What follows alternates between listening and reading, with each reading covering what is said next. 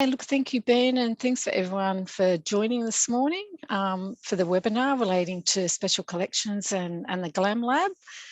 Before I start, I'd just like to begin by acknowledging the traditional custodians of the land, the Awabakal people here at Callaghan campus. So acknowledge and we wish to meet today and pay respects to elders past and present. And of course, that's extended to the land that others are joining us from, which are probably, quite diverse and various nations. So look, welcome. My name's Anne Hardy and I coordinate the GLAMX lab at the university's Community Library, which is part of Special Collections. And we thought today we'd just give a bit of an overview of Special Collections and the lab, some of the scanning and projects that we've worked on over the years, and just describe how students have been involved and can be involved and share some of our resources that we have. So I'll introduce also my colleague Johnny DeGravio, who's the university archivist and works in special collections and has been instrumental over the years in promoting archives, collections and the GLAM lab. So I'll share a screen and please, if you have any questions, type them into the chat and Ben can facilitate, and you're very welcome to sort of ask questions anytime. So I'll just share my screen.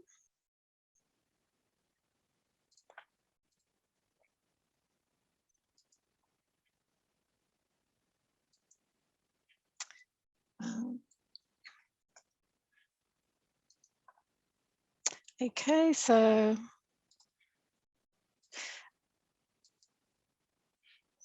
can you see the screen, Ben? Yeah, it's all good. Yeah.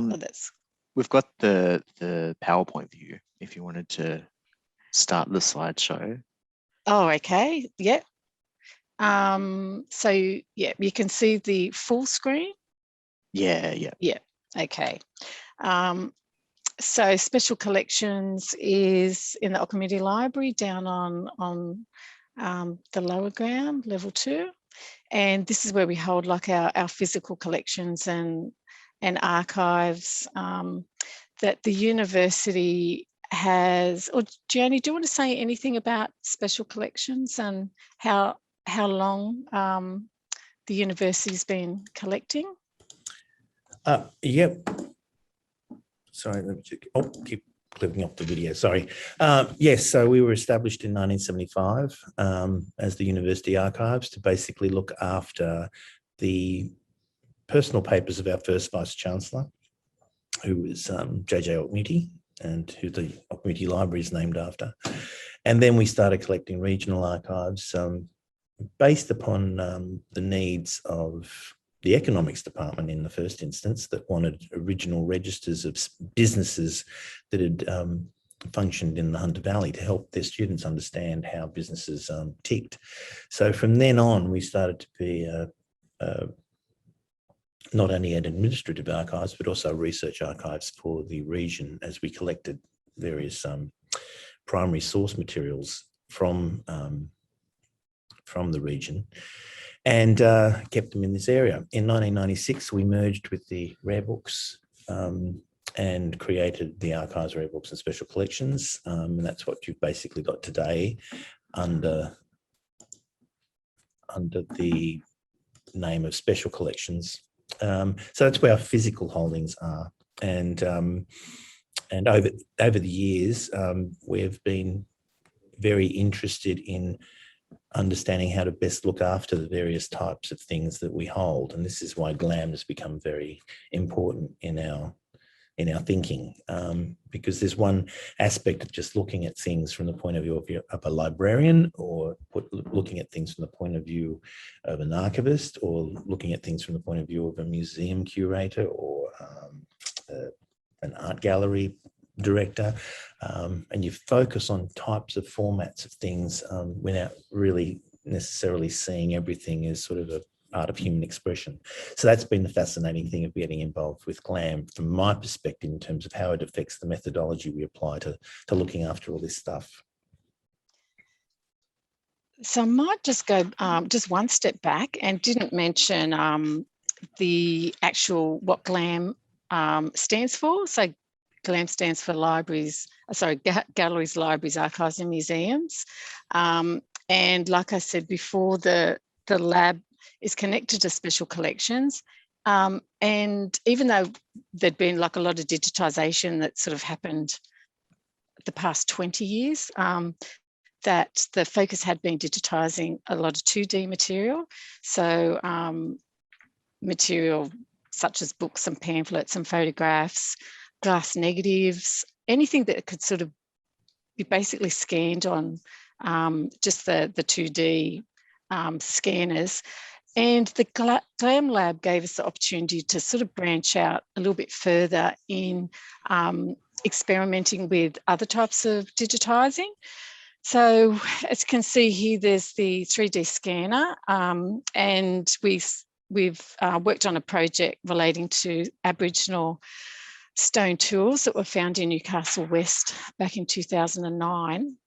And that was an archive of Aboriginal heritage collection that came in, had been sort of sitting on a shelf, but then with consultation with traditional owner groups, Wallatuka and the School of Humanities, we worked on a project to digitise as many of these stone tools as possible.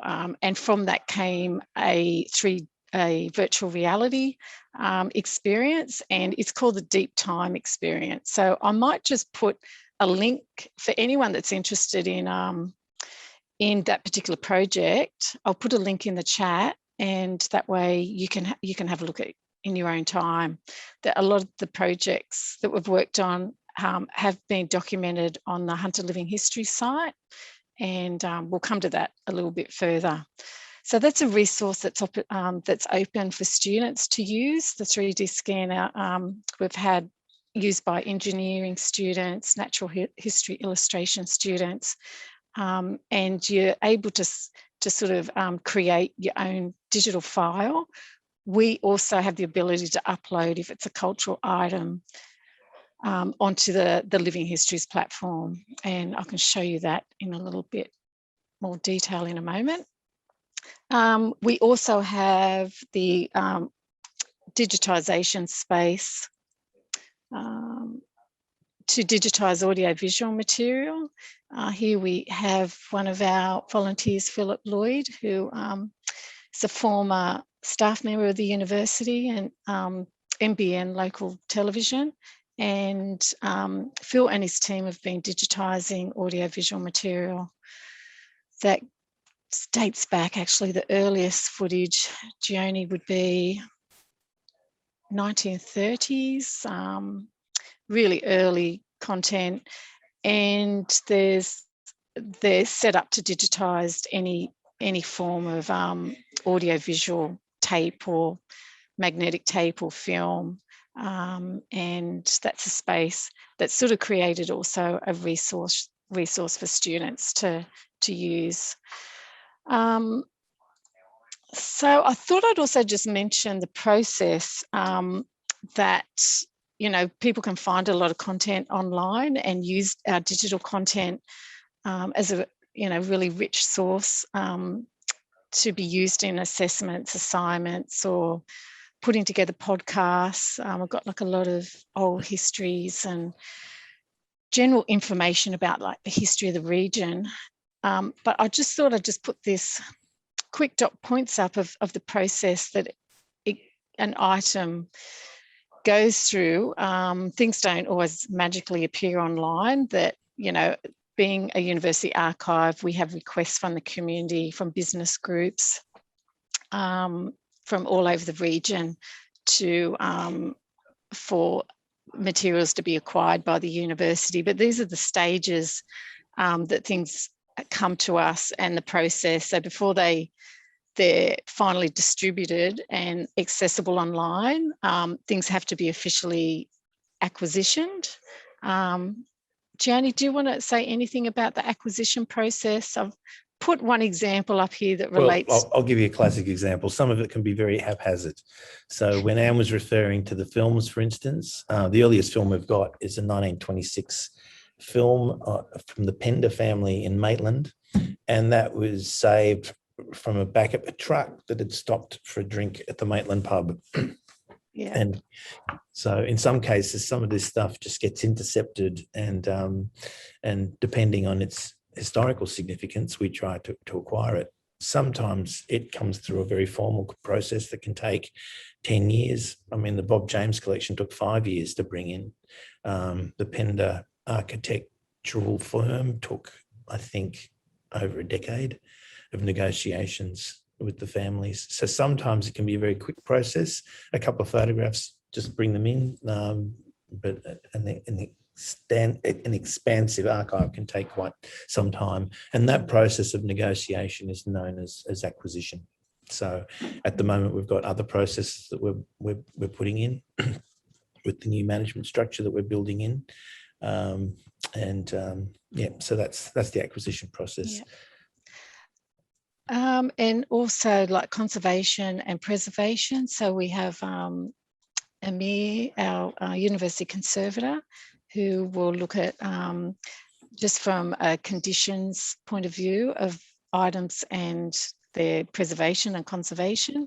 And then the accessioning can take quite a long time too. And I know the Deep Time project that I mentioned earlier, it was an interesting archive that and a unique archive because it related to Indigenous content and stone tools, the whole accessioning process of making sure there were over like 5,500 artifacts and how each of those artifacts had a call number, and the item was able to be like located again. So different thinking to like books on a shelf or an archive in boxes.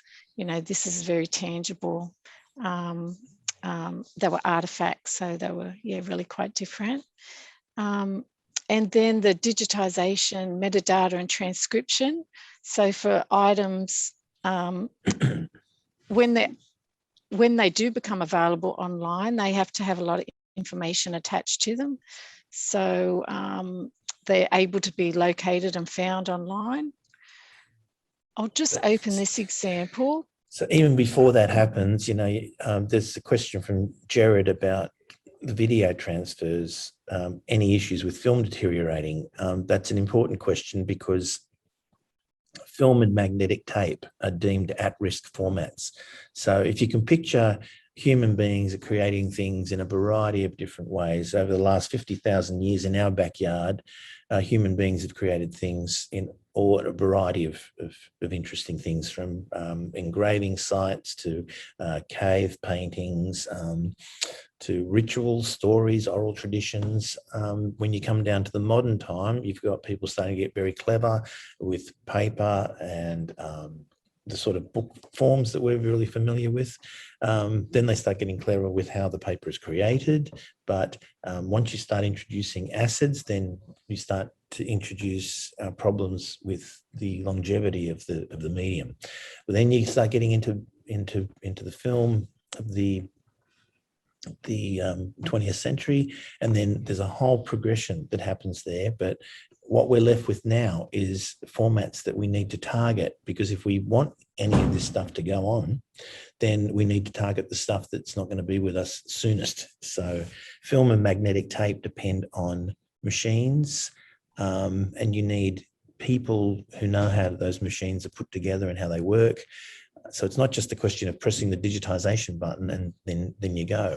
Part of the beauty of setting up the GLAM X Lab was we could attract people with that sort of expertise, production expertise, who could help us. And they're sort of people like Phil Lloyd and the old MBNers that we refer to that work out of that cupboard upstairs. That's like a little mini sound and film archive.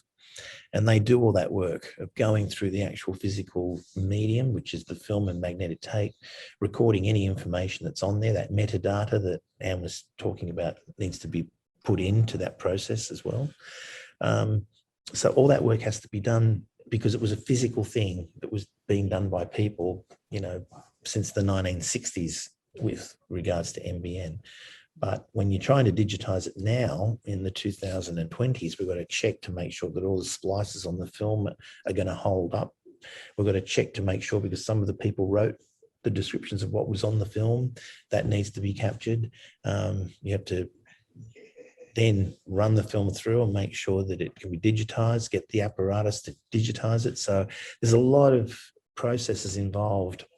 When you see that final digitized film, just understand that there's been a great amount of work that's gone in behind the scenes, and we're blessed to have the people around us that can do it.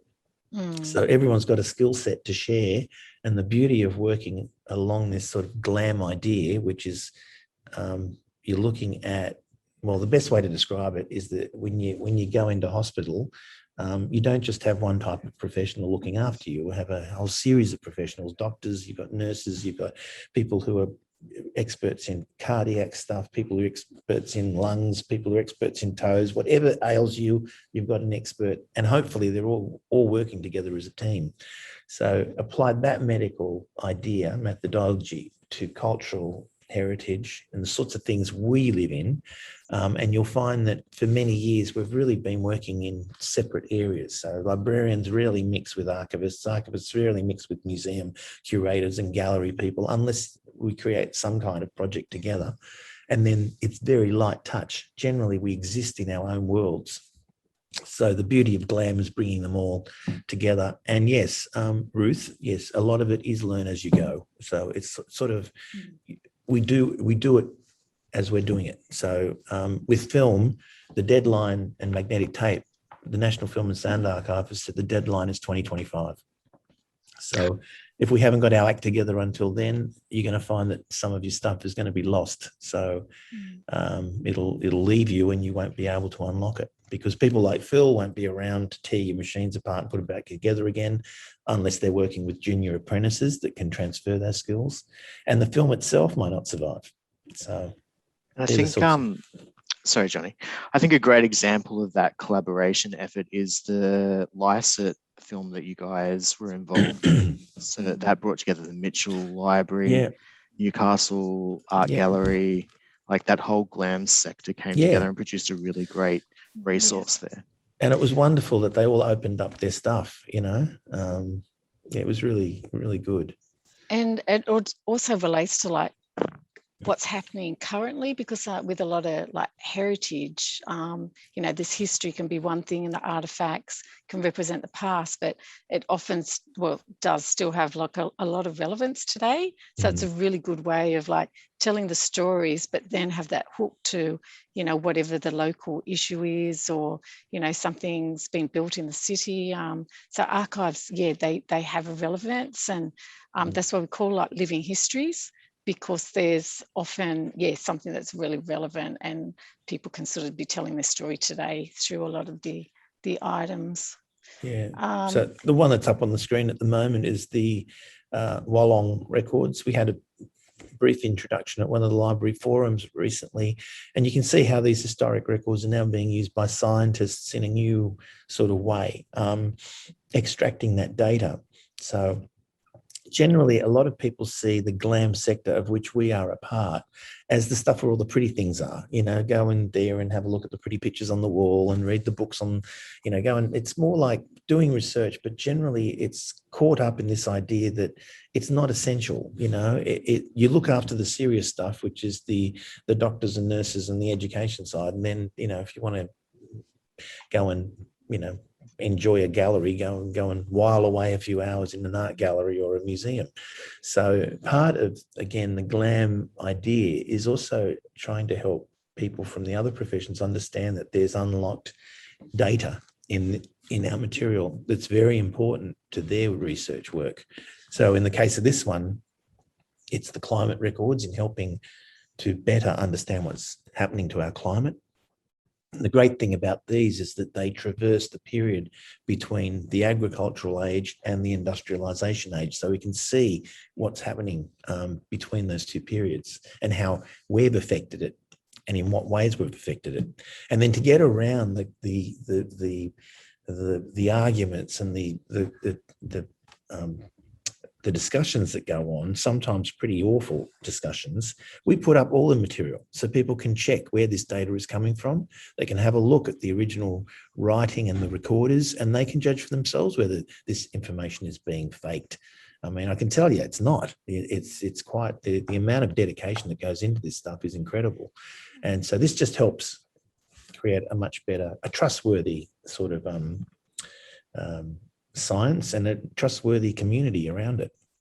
The stuff with the KFC, for instance, was evidential in another way in terms of proving that we had Aboriginal people at that site in Newcastle West across 3 waves of habitation dating back 6,500 years. Now, if I was a museum just looking at that, I'd be interested in the type of stuff that we had. But from an archivist's point of view, I'm interested in what that tells me evidentially. So it's like I'm looking at it from a crime scene perspective, and all that information is really important to proving something. Whereas sometimes in other professions, they're not so much interested in proving things. They're more interested in displaying types of material that came out of a particular site. So this is where different aspects of the GLAM professional skill set needs to come together, right? Because what it will avoid is museums full of just objects with no context around them, which is what they are full of. They're full of collections of stone tools that come from all sorts of places. And it's not good enough. You know, I think we need to make sure that we know where these things come from, and that whole body of knowledge that's around it, because that's something that Aboriginal people want to know about. And it's something which we're trying to work together with in order to build up a much more robust system around, because all of this archive stuff is always predicated on a European idea of writing on paper or writing on stone. The kind of things which I would call it are evidential records in an Aboriginal sense in this country, which prove people lived here thousands of years ago, are not recognised nationally as an evidential record. So that's why it's living histories, because these arguments are still going on, and we're pushing the envelope with what we're doing here, making people think about those things. So it's quite interesting work as well as controversial work, because it's like rocking the boat. And so this is a good example, I guess, of how students and people that have worked on the Deep Time project have been able to just document their part of the project on the Hunter Living History site. So the site is fairly user-friendly if you want to look up a particular project, and you can sort of search under projects, or you can just do a general search up the top. But yeah, we've had students do the 3D scanning, and again, that's sort of quite a process, but a great skill to learn to sort of take into the field if you sort of wanted students were interested in working across the GLAM sector, particularly museums. It would certainly be a skill that I think is quite sought after. And we've had other students from natural history, illustration, do the sketches of the artefacts. So that was a number of years ago. We had a geology student work on looking at every artefact and making a note of the type of geology it was, and where it could have likely have come from around the region. This is Emma's work from a few years ago. A lot of the material is sort of there to be shared, and it's been scanned at quite high resolution to be able to be downloaded and printed off. But yeah, there's sort of some of the examples of students' work in the lab. But the lab sort of definitely a space for people to sort of generate some new ideas, use different technology, and also sort of work in an environment where you're sort of meeting people from other disciplines as well, and learning just across disciplines and sharing knowledge to work on projects. So I'll go back. Here's a link to the Living Histories platform and some of our former platforms that we used before that that was created. And whoops. And again, that's really easy to search as well. Here, for instance, if you're doing research on Dungog and you wanted to know what resources we had, it's a matter of searching. And then it will come up all the different formats here. So you can click and narrow your search. There's 3 oral histories as a collection. Actually, there's audio, oral history, over 400 photographs.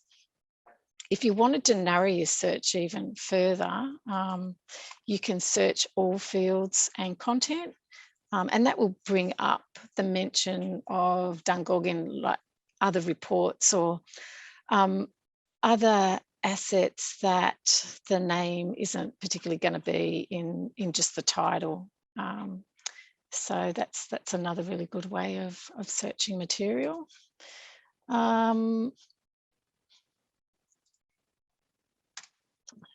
And these WIL projects, I thought I'd just share just a few of them because these were done by students last year when we were in COVID. Just open this one. So this one here was a series of chat books, and again, like the student was able to locate some of our material that had already been digitised and available online. And it specifically, her project related to student activities and campaigns and engagement, like from the 1960s and 70s, and a lot of that content was sort of available in the university's bulletins and newsletters over the years.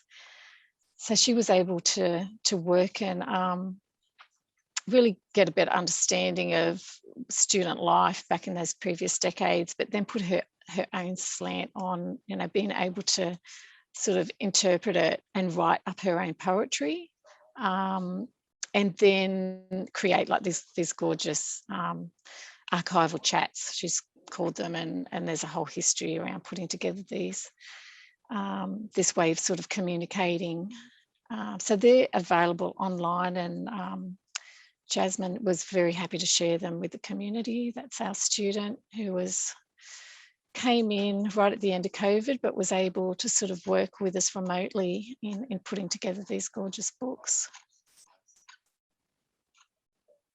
And another project was, which we won't be able to listen to, but it's available online, and it was another student working remotely, but when he came in, we had just finished digitising some quite rare footage of Newcastle after World War II, and some of you may know of the footage, famous footage, the end of the war, I think filmed in Sydney, the men dancing. It's quite historic, but no one had ever really seen any footage that was anything similar that related to Newcastle. So we had newspaper reports, we had oral histories, but this footage was sort of donated by Greg and Sylvia Ray to the university, and Phil Lloyd's team were able to digitise it early last year. But what the student, because it was silent, what the student was able to do was to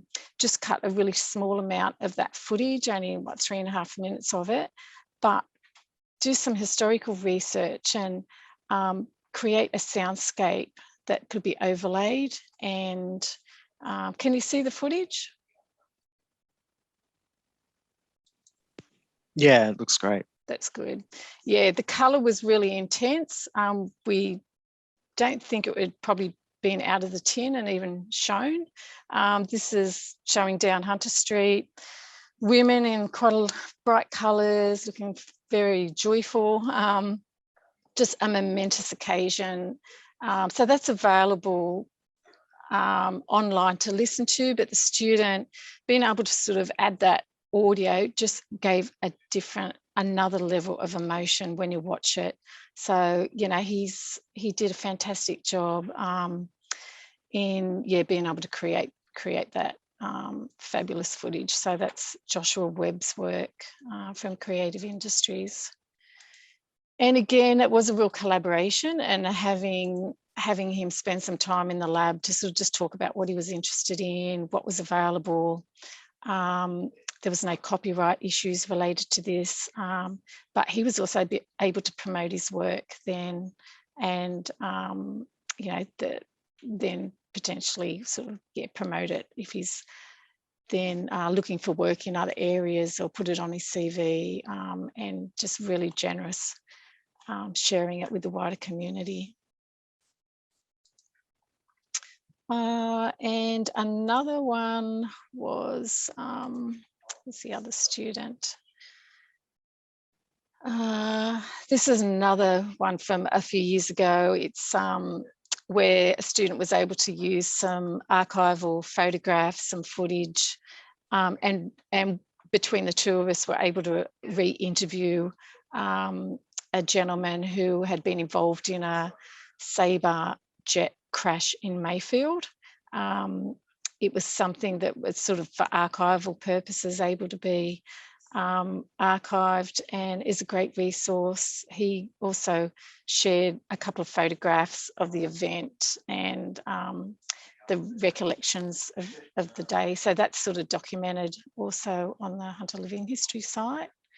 And so yeah, there's a whole and array.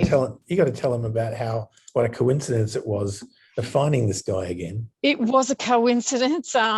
We basically had digitized the material, showed it at one of our monthly Hunter Living History meetings, and I'll just quickly show the gentleman in question, young pilot, 21-year-old, described in quite a bit of detail from his hospital bed straight after the crash, which wouldn't be done today.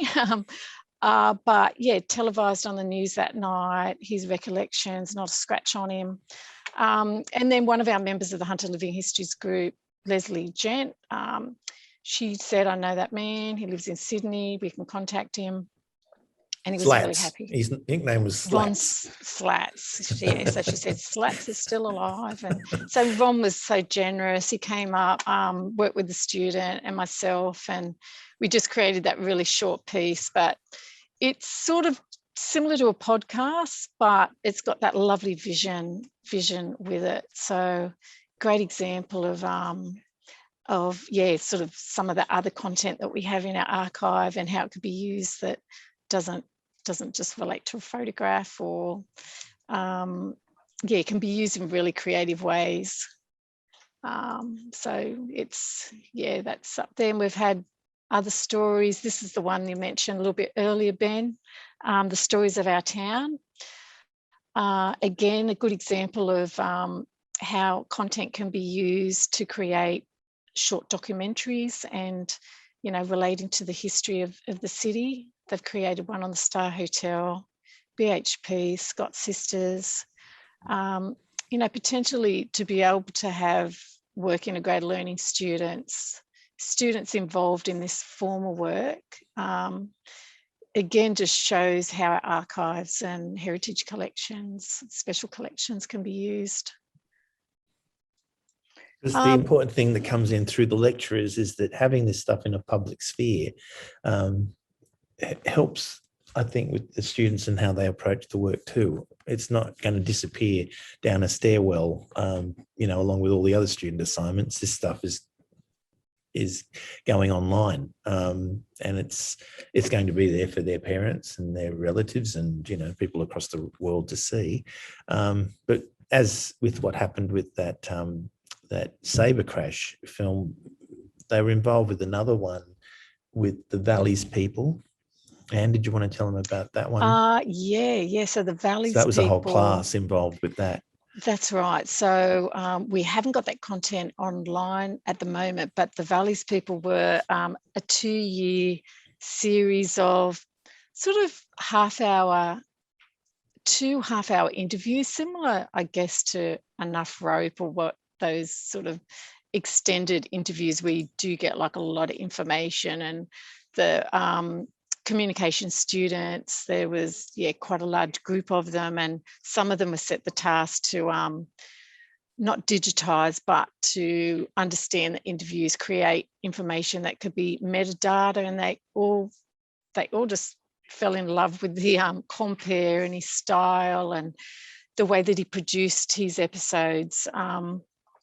And again, they were able to track him down, and he was just so moved by what the students were doing. And he didn't even know that these episodes still existed. So again, it was just one of those moments that, students got a lot out of it. And then they also put together like a short documentary where they actually went out and interviewed him and were able to input that into a lovely segment about their experience. So again, I guess that's the living histories part of a lot of what the students and volunteers do, that you can really bring in that sort of contemporary voice, or to have someone then tell the story who's still alive that was there at the time, makes it really meaningful, I think, to a lot of the students. So that's just a slide showing Emma's lovely artifacts. And again, those type of forms of illustrations could be done, could be shown anywhere. These relate to that site down in Newcastle West, which is the former Palais site. But you could sort of see these even as transparencies on windows, or sort of displayed in ways where people could understand that Aboriginal heritage, it's present, it's here in our city, it's a way of showcasing it. The other important thing is that, getting a fine art illustrator, again, is that sort of skill set which gives us something that a three-dimensional scan can't do, and that's that human approach. We have two eyes, we see the world differently, and we see artifacts differently. Emma came in to do just a handful, ended up doing 300 from 3 different perspectives. So it's she did an amazing job. And here you're right, you can photograph, you can 3D scan some of those small artifacts. You don't see all that beautiful sort of intricate work.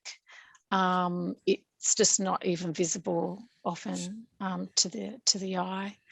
So she was really fortunate as well to be invited down to ANU when they had a one-day symposium on stone tools, and I know a lot of the academics were really impressed with the type of work that was being done, and she was able to showcase her illustrations.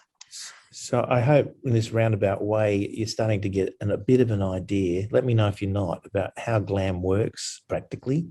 So rather than just approaching, we could record this Aboriginal knowledge in just a book if we wanted to, but it's not doing the actual Aboriginal knowledge itself justice. So bringing together different types of skill sets and different types of professions gives it a much different way of experiencing it. So that's the interesting side to GLAM. That's why I've just put this slide up too, Joni, because I think it's right what you're saying. Often there's it's not really clear what the GLAM sector is, or whether people even see the themselves as being jobs in the GLAM sector is the other thing. We see it. I mean, we have seen ourselves as being part of GLAM now for a few years, and it's changing the mindset as well of how you approach everything you do. So, and all these jobs that you've got, there are potential jobs. There are jobs which we might not even realize we're doing, which are jobs of the future. For instance, the more you get involved with the social media and you put your photos out there and people start telling you information about those photos, I mean, you've sent things out into the world from your catalogue, but you've also got to find a way of bringing back that information back into your catalogue. So all that information is like a social media data analyst that we need. Again, I don't know that that's a job yet, but these are jobs which are forming. And then for them to form, people have to see the need of actually employing someone to do this kind of stuff. And Ruth, your question about has the online collection moved to the cloud? Well, as far as I know, like there's a lot of our material is on the Living Histories platform, but the digitisation and the preservation of like the digital assets. They are. If through Living Histories, that's Amazon. And I think the university's servers, we've got a huge TerraShare, which is like our central station for digitisation. And that, I think, is being moved to the cloud services as well. But part of that is not accessible to the general public, only particular portions of it. And starting to feel like Dr. Morbius from Forbidden Planet. Only sections of the teachings would be of the Krell.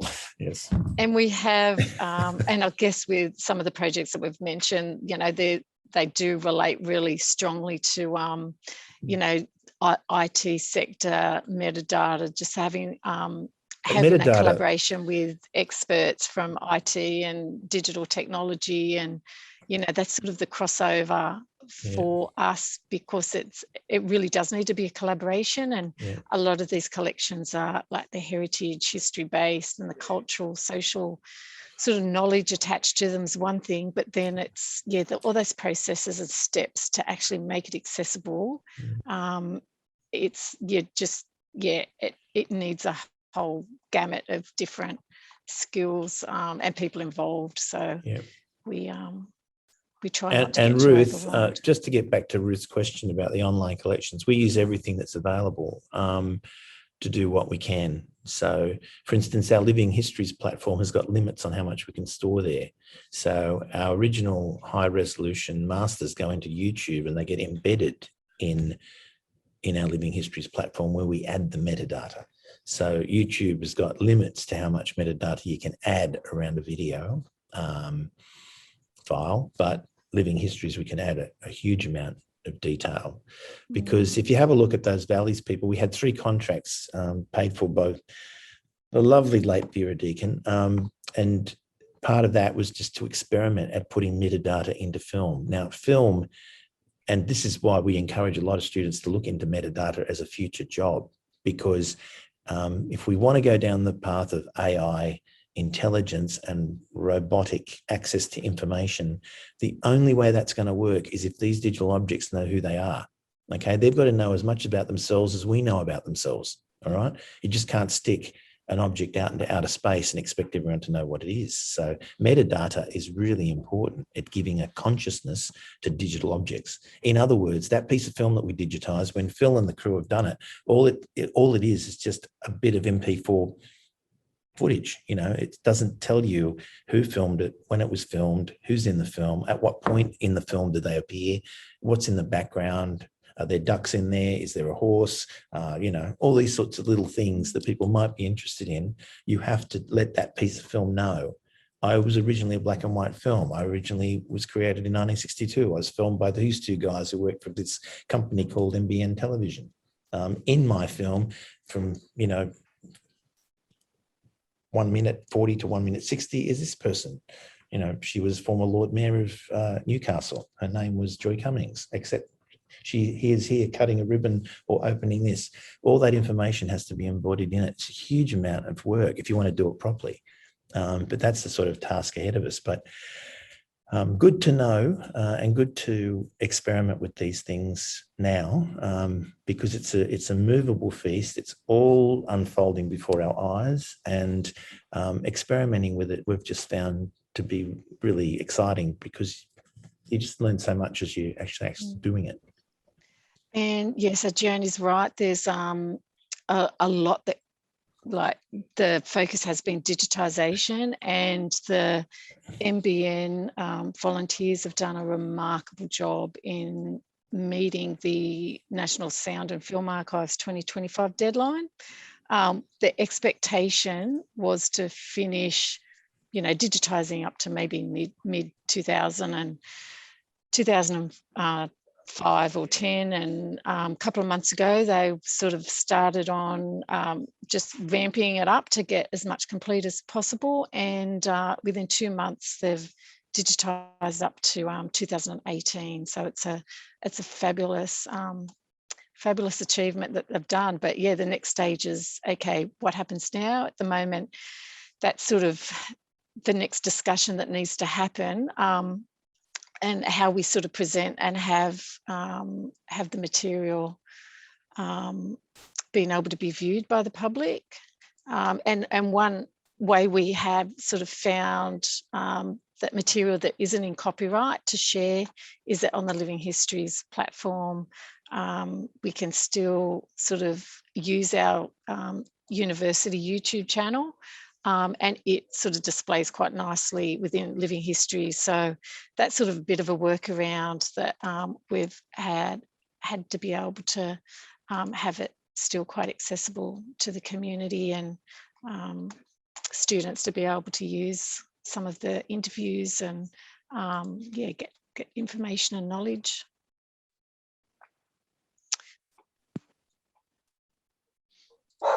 So Ben, are there any other questions or anything else you think our participants might be interested in? Well, you can always ask a question in the chat, but I would just like to thank you both for your time. It's always interesting to see the kind of stories and technologies and techniques being used in special collections. And I think the rest of the library can always learn something from you guys. It's good to be involved. I mean, Yeah. you know, we're happy to have people involved if they want to build their skills, especially in this climate now where we're sort of getting used to a new structure. Just have a look at what your role entails, and if it needs any extra, I know there's a digital capabilities thing. Well, this is perfect for that sort of stuff, especially with the experimentation and the different tools and the challenges, you know. Currently, I'm facing a challenge downstairs with the plan scanner. We're trying to get that working again. It seems to like Windows 7 machines, so, you know, currently a bit too far ahead. So we deal with legacy stuff as well. So it's yeah, no, thanks for the invite, Ben.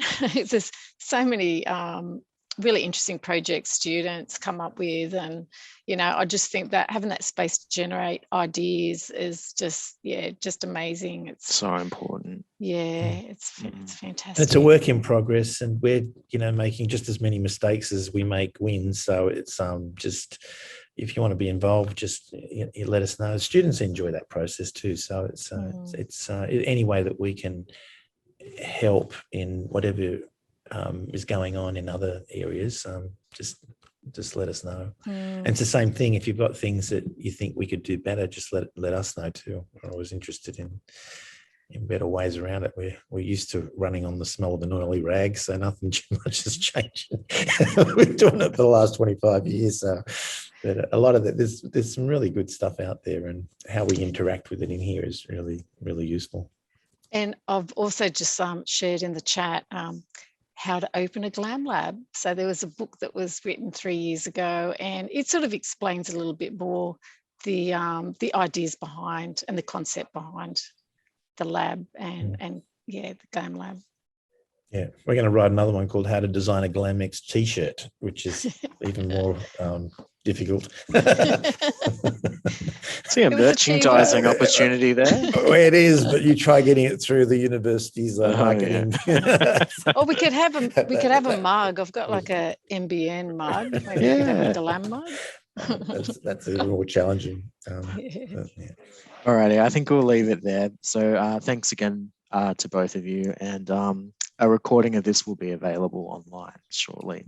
No worries. Thanks, Ben. And thanks to attendees. Yeah, thank you. Thanks, Bye, guys. everybody. Bye. Bye.